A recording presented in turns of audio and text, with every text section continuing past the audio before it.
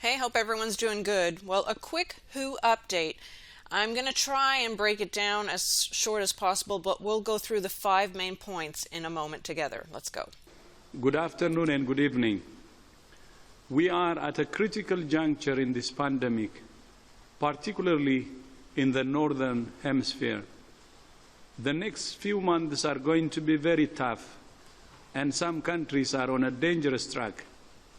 Too many countries are seeing an exponential increase in cases, and that's now leading to hospitals and ICU running close or above capacity, and we're still only in October. We urge leaders to take immediate action to prevent further unnecessary deaths, essential health services from collapsing, and schools shutting again. As I said it in February, and I'm repeating it today, this is not a drill. We're calling on governments to carry out 5 key actions today. First, assess the current outbreak situation in your country based on the latest data you have at hand. Conduct honest analysis and consider the good, the bad, and the ugly. Now is the time to double down to keep track. Second, for those countries where cases, hospitalizations, and ICU rates are rising, make the necessary adjustments and course correct as quickly as possible. Third, it's important to be clear and honest with the public about the status of the pandemic in your country and what's needed from every citizen to get through this pandemic together. Fourth, put systems in place to make it easier for citizens to comply with the measures that are advised.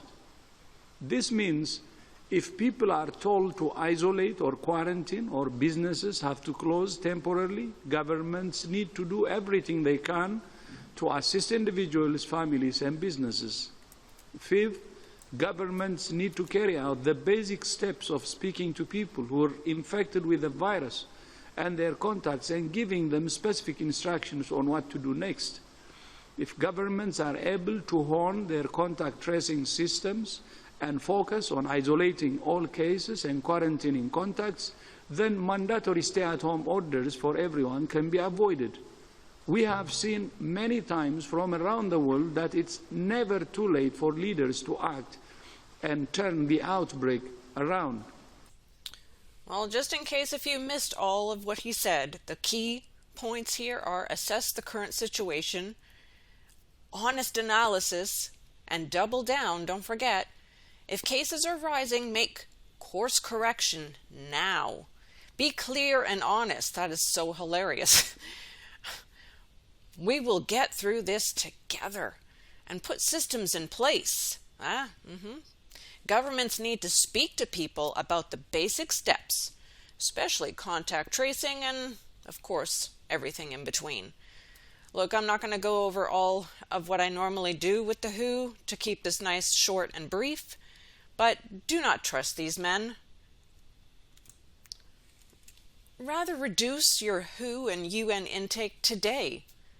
All it takes is reducing it to 5 minutes or less per day, or even 1 hour per month would be really significant. This is a picture from their own site. Significantly cuts your risk of heart disease and or misinformation. Yep, that's my point. Don't listen to them. Remember, trust in Jesus and not man, especially those organizations. That's a quick WHO update. God bless. Till next time.